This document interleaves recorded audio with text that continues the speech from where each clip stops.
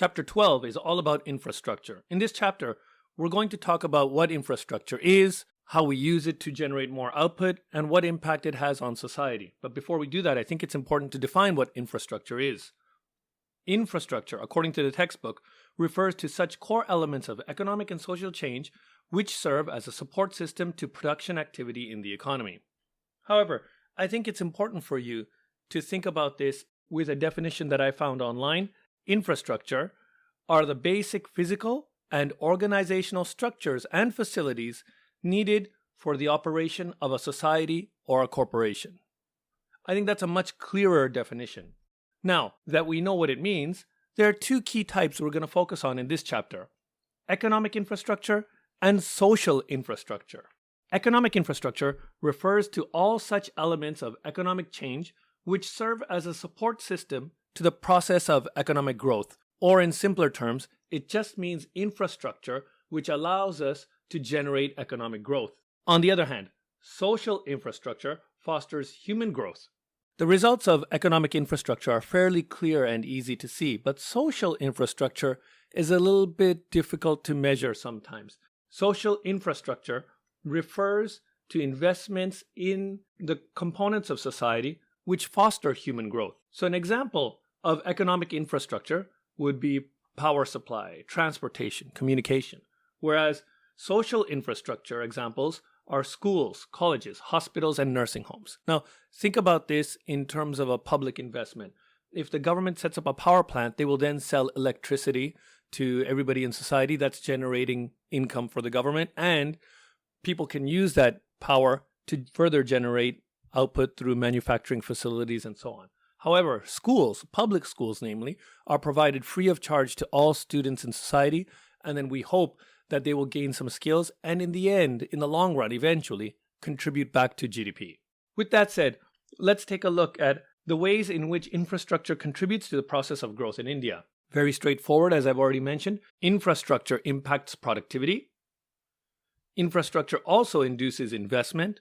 Well, why would that be? Very simply said, if we have good roads, good highways, a complete train system, then other firms are more willing to come to our country and invest money in producing goods here because it'll be easy to extract them back to their home countries or even sell them domestically here. Next, infrastructure generates linkages in production. Basically, this means when one industry is developed, another industry sees that they have an opportunity to work off the back of the other industry, so they also come in. So, for example, a manufacturing firm will enter and set up a production facility, and then a transportation firm will say, oh, there's business here for us to be had. We can take these goods and then ship them from their factory down to the ocean side and then put them on a boat and send them across the world.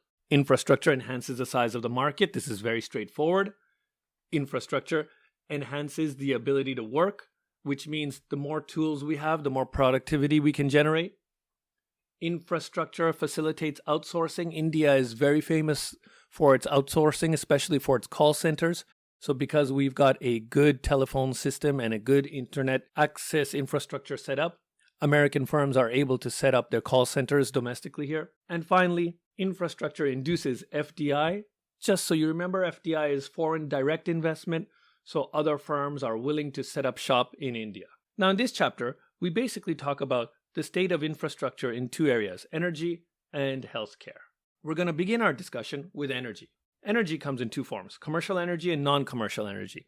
Simply said, commercial energy just means the type of energy that we harness to sell to someone, and non-commercial is the type that we harness to use for our own personal purposes. So examples of commercial energy are coal, petroleum products, natural gas, electricity, and non-commercial sources are firewood, animal waste, and agricultural waste. If we take a look at some of the conventional sources and non-conventional sources, there are many examples given here. As you can see, we have 4 conventional sources and 5 non-conventional sources.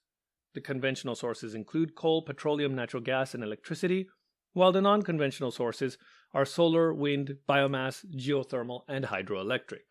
As you can clearly imagine, India's growing population puts a pretty significant stress on the amount of electricity that needs to be generated. And unfortunately, because the infrastructure is not as good as it should be, the Indian government often faces troubles generating enough electricity to meet the needs of the public. There's an excessive load on distribution. Sometimes voltage is low, the voltage fluctuates, and oftentimes around the country there are blackouts. As a result of this, they need to be able to generate more energy from alternative sources, or the non-conventional sources mentioned here.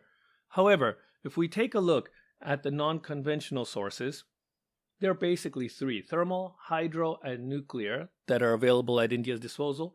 Nuclear is still underway. I don't believe up and running at the time of this textbook creation. But if we look at the data for 2013 and 2014, we'll notice that thermal energy production has actually declined. And hydro electricity has actually increased.